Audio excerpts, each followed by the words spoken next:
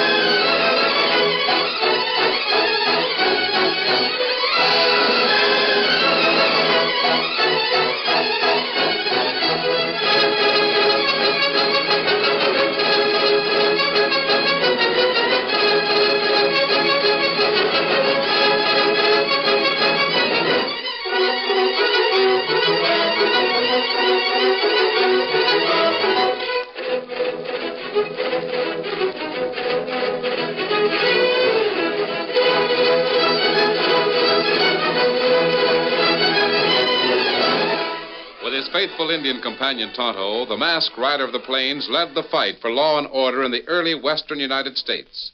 The stories of his strength and courage, his daring and resourcefulness have come down to us through the generations. And nowhere in the pages of history can one find a greater champion of justice. Return with us now to those thrilling days of yesteryear. From out of the past come the thundering hoofbeats of the great horse Silver. The Lone Ranger rides again. Come on, Silver. There's danger on the trail ahead. I'm Silver! Ahoy!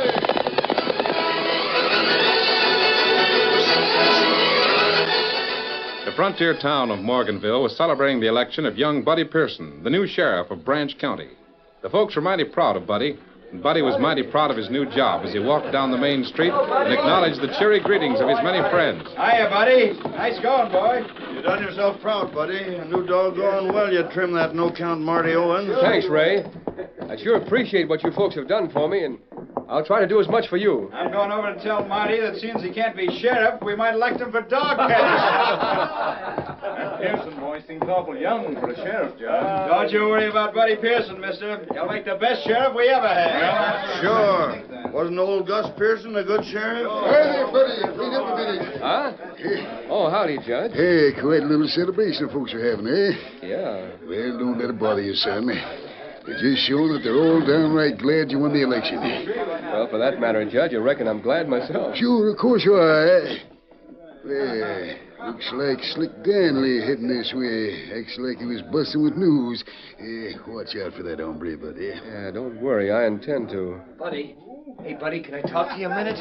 Go right ahead, Slick. What's on your mind? Now, listen, this ain't none of my business. Well, ain't none of mine either. So long, buddy. Goodbye, Judge Dean. You can take this for what it's worth. Marty Owens has been making some nasty talk about you over to the cafe. Yeah? What kind of talk, Slick? Oh, about the election. He's saying that you just as good as stole some of them votes. Nonsense. Nobody believes that. He's crazy. Sure, but he's blowing off just the same. Let him blow. I beat him fair and square. That's the way he lost the election. Sure, buddy. We all know that. But you better watch out for Marty, do you hear? Just what are you trying to say, Slick? Right now, Marty's making big talk about you stealing that election. He says... Well, anyway, he's working up courage enough to come gunning for you, buddy. You wouldn't be trying to start something between me and Marty Owens, would you? Of course not. I just figured you'd be interested to know. Yeah, well, thanks. Well, just remember and keep your eyes on him, buddy. Mm-hmm. I reckon I'd better keep my eyes on more than one Jasper around this town.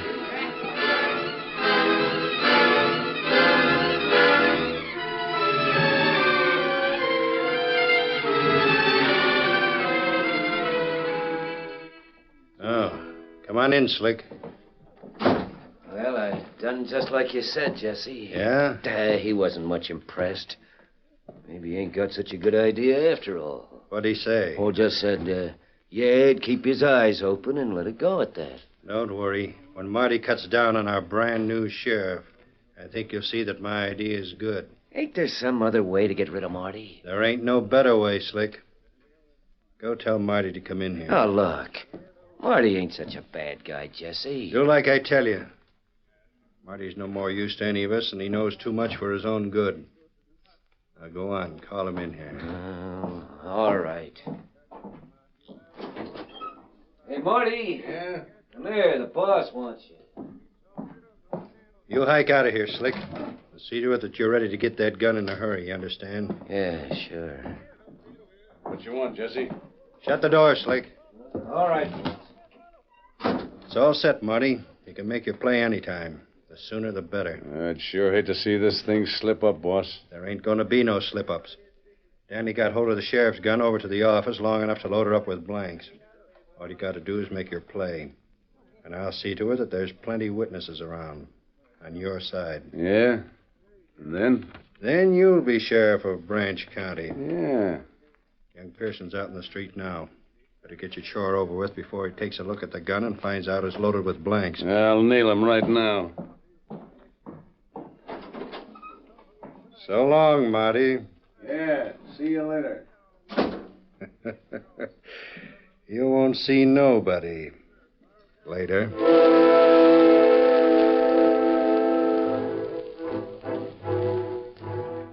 Darkness had fallen over the town of Morganville when Marty Owens appeared in the main street and prepared to carry out the frame-up which he thought would eliminate the man he hated most, young Sheriff Buddy Pearson. The pale glow of lamplight filtered splotchily through a half a dozen windows, making things poorly visible in the gloom. Marty Owens stopped a few paces from where Buddy Pearson stood talking to some friends. Hey, Pearson. Reckon I want to talk to you. Yeah? What's on your mind, Marty? You know what's on my mind. You didn't think I'd figure I'd let you get away with stealing them votes, did you? Now, listen, mister, there's pretty strong talk you're making. I can talk even stronger, you young pipsqueak. Well, don't. Not unless you're prepared to eat your own words. Anybody's got guts enough to steal votes at election time hadn't ought to be worried Marty, about... get your hand away from that gun. Shucks. You ain't afraid of me, are you, Sheriff? I'm warning you. Keep your claws off of that shooting iron. Why, you're on receiving, varmint. I'm gonna... Watch him, buddy. Hey, he was asking for it, all right. Where's you, fool? You ought to know it better than to tangle with Buddy Pearson. Move back there now. Let me get through. Sure, stand back, you Jaspers. Let the sheriff get in here. He ain't dead. He's just... Hey, this fella wasn't packing a gun, buddy. What? Well, sure he was. I saw him go for it. Must have dropped on the ground. Come on, give me a hand here. Let's get Marty over to Doc Slater's place. I sure hope you fellas don't think I'd shoot a man that wasn't wearing a gun. We gotta think what we see, buddy. And I'm telling you, Marty Owens didn't have no gun on him. Maybe the new sheriff can't handle so much authority. Just a minute, Slick. Marty came over here and started blowing off. I never made a move until he went for his gun. That just don't add up, buddy. He didn't have no gun. But I tell you, I saw him go for it with my own eyes. Maybe he was just reaching for a match or something. Maybe, like some folks been saying, you're too young for this job. Maybe you just got buck fever, huh, buddy? Now, hold on, Slick, before you talk yourself into trouble. Wasn't it you that came around a little while ago and told me to watch out for Marty Owens? That he was looking for trouble? Oh, sure. But that ain't no call for you to shoot a man when he ain't packing a gun. That's right. All right. You gents think that's what I done, so go ahead and think so. But there's something mighty fishy about this setup. I'm going to find out what it is. Now get out of my way. I'm going over to Doc Slater's place. Sure, Marty was getting sassy, but shucks, Buddy didn't have to gun him down for that. Maybe the kid's getting too big for his britches. Well, he sure made a poor start as a sheriff. I voted for Buddy myself. But I'll be dogged if I'm going to put up with that kind of business. I'm just wondering if maybe I didn't vote for the wrong man.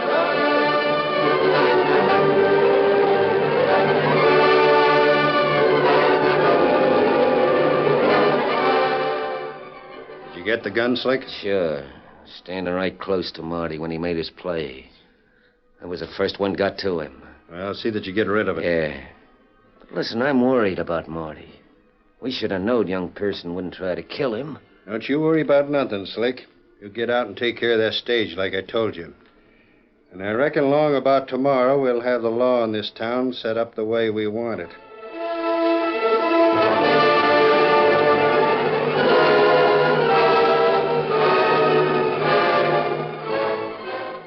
The sun was a climbing ball of fire that scorched the desert countryside. Gratefully, the three riders headed their horses toward the promising shelter of the foothills just ahead. Riding three abreast, the Lone Ranger, Tonto, and Dan Reed had just completed the most difficult part of a long journey, the perilous crossing of the desert.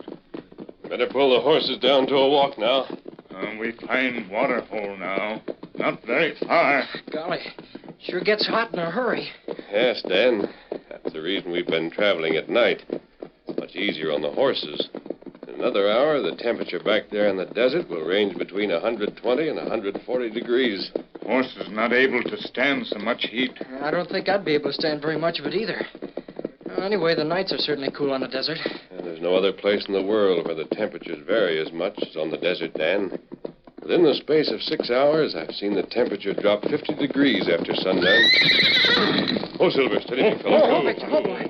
Fella. Jiminy, what's the matter with Silver? Now, look carefully, Dan. That pile of rocks just ahead. I can't see anything wrong there. Hey, golly, yeah, I see him now. Plenty big rattlesnake. Diamondback and a big one, too. Here, Dan, I'll let you test your marksmanship. Oh, but, golly, what if I miss him? I'll be ready in case you do. Go ahead, aim carefully, and remember to squeeze the trigger. All right. Oh, I missed him. Hey, he's crawling away into the rocks. Watch.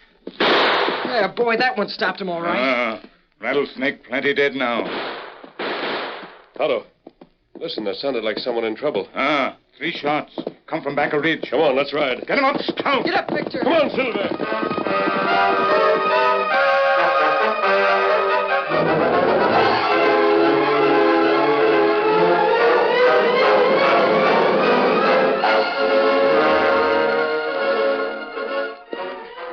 Sounds all right, masked man. But how would I know you ain't in cahoots with the hombre that stuck up the stage? I hope you'll take my word for it. We'd like to help you. Yeah? More likely you was sent back here to finish me off. How long ago was the stage held up? About an hour. Didn't you have a guard along? No. I was figuring to pick him up in Morganville like I always do. Never expected no trouble along here. There. That's the best I can do for your wound right here. Think you can ride? Yeah, reckon so. That crazy Bud, that stick-up gent, unhitched the horses from the coach and turned them loose. You started to mention a man's name. No, I didn't either. If you know who held you up, I didn't do no such thing. Besides, how do I know you ain't a crook? Looks mighty suspicious. You coming along here wearing that mask. Now, let me show you something. Here. Do you know what this is? What it means? Of course I do. It's 45 cartridge, and it's made out... Why, it's made out of silver. Hey, that white stallion. Do you mean to say you're the Lone Ranger? Yes. These are my friends, Tonto and Dan Reed. Well, I'll be... Mister, I'm sure glad to meet up with you. Now, perhaps you'll tell me who you think the hold-up man was. Yeah. I sure hate to say this. I'm satisfied it was young Buddy Pearson. Who's he? Buddy just got elected sheriff yesterday. Then he got in a fight with Marty Owens. Shot Marty down when he wasn't even wearing a gun. Whole town sort of turned against Buddy for that, and I reckon he done this just because he was burning mad. What makes you think Buddy was the one to hold up your stagecoach? Well, he was wearing a mask. I couldn't see his face very good, but I could tell by the clothes he was wearing. It was Buddy, all right. Oh. Now, listen. I'm going to have Dan give you a lift into town. Now, you can find a doctor there. Yeah. Doc Slater will fix me up. I'll be much obliged to you. This lad's horse don't mind carrying double. Dan, after you get this man to town, go to the hotel and wait for Tonto and me. Yes, sir.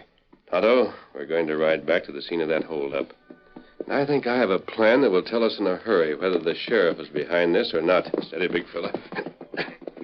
Come on, Silver. Get him up, Scout.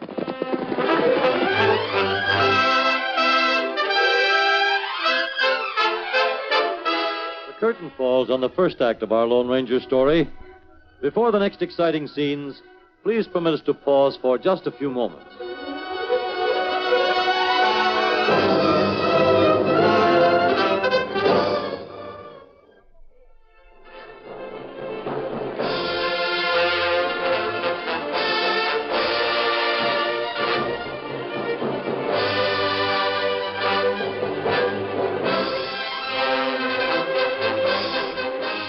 to continue our story. The town of Morganville was greatly excited over the news of the stage holdup. The stage had been carrying several $1,000s in cash, as well as the customary pouch of U.S. mail. It wasn't long after the wounded driver had left Dr. Slater's house that he confided his suspicions to a friend. Quickly, the word spread. You ask me, that driver must have been seeing things. Buddy Pearson ain't that kind of an hombre. Yeah, maybe you're right, and maybe you ain't. Leastways, there's no harm in us checking up on what he says, is there? Of course not. He already sent a couple of fellows over to take a look in Buddy's room. Not that I figure they'll find much of anything. Hey, quiet down. Here he comes now. I want to talk to you, men. I'm not exactly hard of hearing, and some of those remarks you've been making sort of got back to me. What I want to know is which among you started this thing. I got something to say to you, Slick. I'm telling you right to your face. I'm thinking that you and that four-flushing boss of yours, Jesse Murdoch, know a heap more than you're willing to admit. Yeah, calling names ain't gonna help you none. You know plenty about that shooting scrape with Marty Owens yesterday. Before I'm through with you... Just a minute, son. I wouldn't call that a shooting scrape if I was you. What do you mean by that, Judge Dean? Owens died about an hour ago. Dead? Well, that ain't possible. Well, Sheriff, you being the law around here, wouldn't you call that a plain case of murder? Yes, the way I would. I'll be right interested in finding... Pearson, maybe you can talk your way out of this. Now what? What's that you've got? Just what's it look like, Mr. Sheriff? That's the bunch of U.S. mail was taken from the stagecoach. The jig is up, Pearson. First you kill a man that ain't even packing a gun and then start robbing stagecoaches. Looks like you're a little mite too ambitious for your own good. Now listen, you people aren't going to take Jesse Murdoch's word against mine, are you? How do you know where he got that mail? Answer me that. He didn't get it, Buddy. I'm the one found those letters right in your room, right where you left them. Come on, Sheriff. Better hand over your guns. You can be your own customer right in your own jailhouse. You, Sheriff, you come. And you men, you not make move. Me shoot plenty straight. I don't know who you are, Injun, but I'm not letting these buzzards lock me up. Not if I can help it. Hey, stop him! Look out for that horse the Injun's riding. He'll knock you down. Stand back. You'll not get hurt. All right, mister, let's go. Get him up. Hey,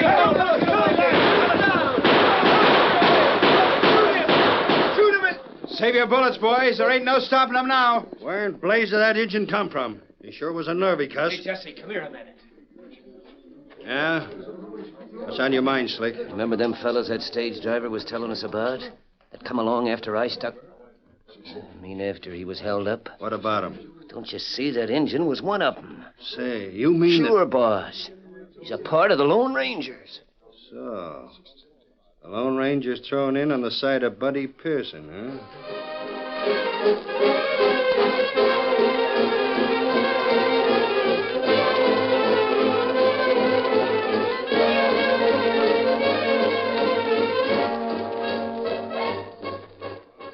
It was an hour later when Tonto, the dauntless companion of the Lone Ranger, reported to the masked man at their camp.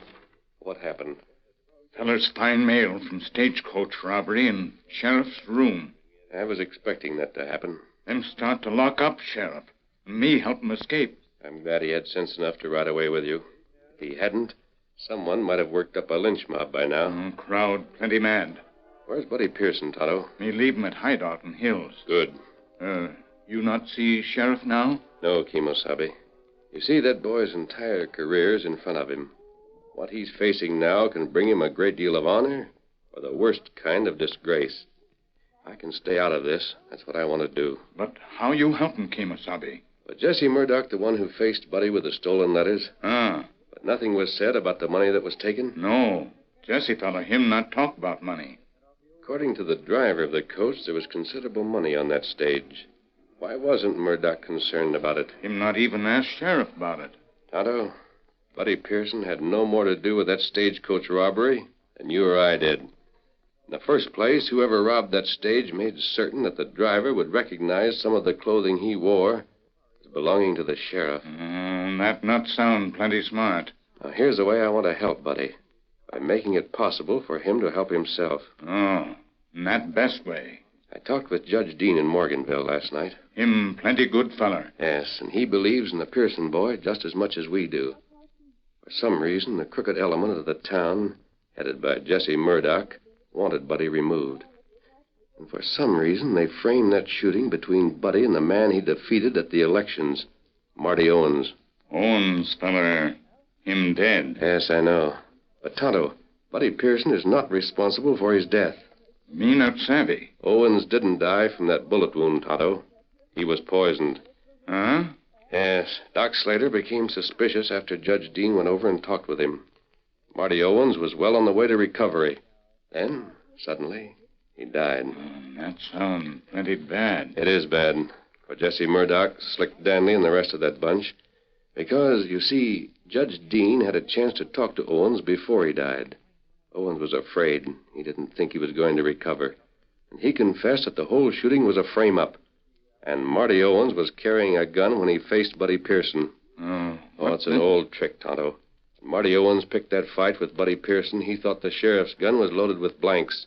Otherwise, he'd never had the courage to face him. Owens, feller, not very brave, huh? He certainly doesn't deserve any sympathy for trying to gun a man whom he thought was defenseless.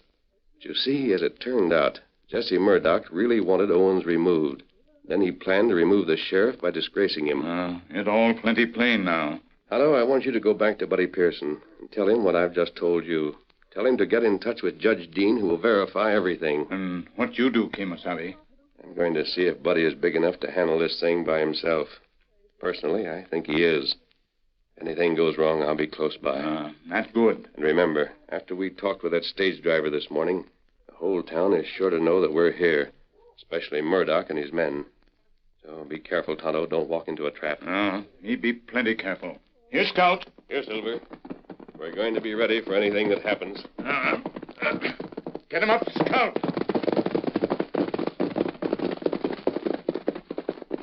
Hey, big fella. And since Jesse Murdoch is worried about the Lone Ranger being around, perhaps I can help him to hang himself. Come on, Silver.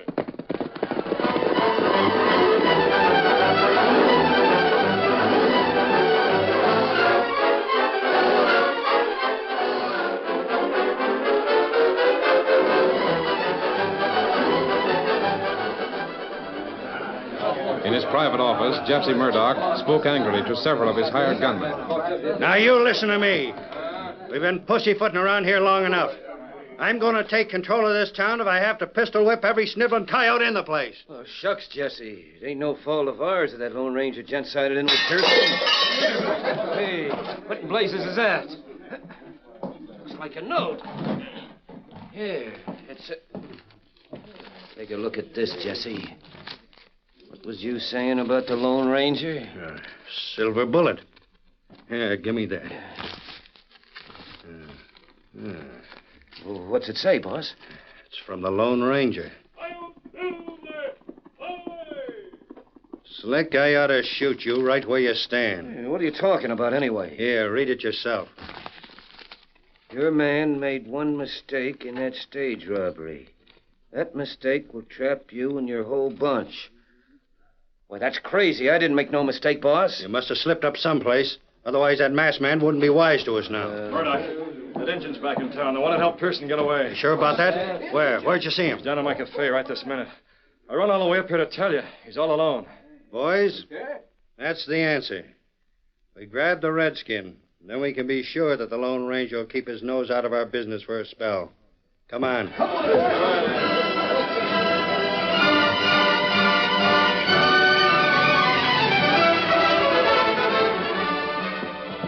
As Jesse Murdoch and his men approached the Red Horse Cafe, the Indian Tonto was plainly visible, seated at the counter, apparently waiting for the man who dashed out the back way and ran up the street to Murdoch's place. That's him, Jesse. He's all alone in the place. Good. You got a lot of nerve, Injun. But don't reach for your hardware if you know what's healthy. Get his guns, boys. No. You wait. You not take gun. You tell Tonto what you want first. Sure. Sure, we'll tell you, Redskin. First, we want you. Next, we want that coyote you helped to escape, Buddy Pearson. But most of all, I reckon we want your pal, the Lone Ranger. Oh, you fellas plenty big crooks. Tonto not talk to crooks. We'll make you talk before we get through with you. My friend, Sheriff Pearson, him find out all about trick you play. You frame shooting with Owens feller. Owens feller, him not die from bullet. Him die from poison. I can see you know too much for your own good, Injun. That much knowledge ain't healthy. Sheriff, him find out who robbed Stagecoach, and him catch crooks plenty good. When we get through with that Pearson kid, it won't matter how much he knows and how much he don't. As far as this town's concerned, Buddy Pearson went hog wild. And they'll find him laying someplace with a bullet in him. And the same That's goes enough, for... Murdoch. Reach. Go ahead, you sneaking polecats. We can drop you just as fast as you ask for it. It's a trap. We walked right into it. All right, boys, gather up their hardware. We'll get these buzzers to the jailhouse. You was in cahoots with the fella in the cafe here. He double-crossed me. You double-crossed yourself, Murdoch. We were outside when Tonto came in here, and we saw him run out the back way, heading for your place. They gave us plenty of time to get inside and be ready for you. You can't prove nothing. You mentioned yesterday about Marty Owens being murdered, Murdoch. Well, you were right. I reckon Doc Slater will help us to prove that you poisoned him. All right, take him out. All right. Well, if you ask me, Judge, I'd say that masked man wasn't very far off. Nope. You know, I got a notion if you'd have needed him real bad, he'd have been here in jig time.